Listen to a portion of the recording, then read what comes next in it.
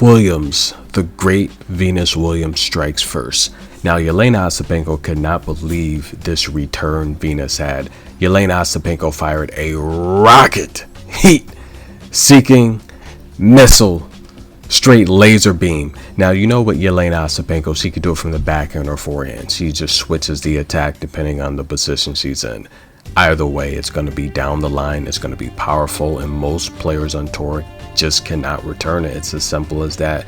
You have to literally survive the first one to even have a chance to win a point against Jelena Ostapenko. Now, when Venus Williams got her racket on this shot here, she returned. It was a short ball. Jelena Ostapenko had no chance to return it because Venus is trying to keep her 3 to 4 feet behind the baseline, which I think is a really good strategy, right? Keep her deep behind the baseline and just try to extend the rally as long as possible so she can be forced into making mistakes. But Venus gets her racket on this ball. It's a short ball, and Jelena comes about mid-court and she puts her hands over her shoulders, and she can't believe Venus got her racket on that ball. Now Venus strikes first. She gets the break here. She's up 3-2. Guys, this is, look, top 10 backhands. I'm going to give you 3 right now. Top 10 backhands on tour: Jelena Ostapenko, Donna Vekic, and Raducanu. Now, Coco I did have in that category last year, but she's put a lot more focus on the forehand.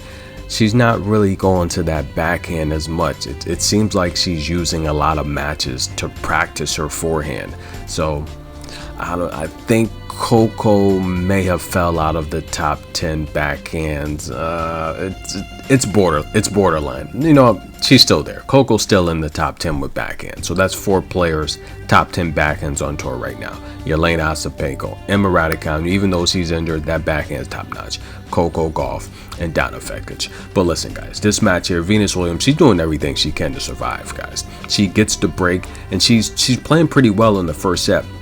She's getting 74% of her first serves in play, and we've known recently the double faults have been just destroying Venus Williams because she doesn't have the lift off of her legs anymore, right? She's got a couple aces, and she literally started her first couple service games with those 2 aces.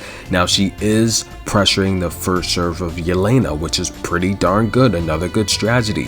52% Venus is winning of them. Now, this is how just amazing Venus Williams is. So she won the coin toss. Now, she decided whether she was going to serve or receive, but first she looked at the sun to see which angle the sun was shining down at. That's amazing, guys. Now, we know the sun rises in the east, sets in the west. Amazing analogy. Now, they're in the UK, but here in the USA, we know about right around, I'd say, noon Pacific, 3 p.m. Eastern. That's when the sun is at its peak, right? And that's when the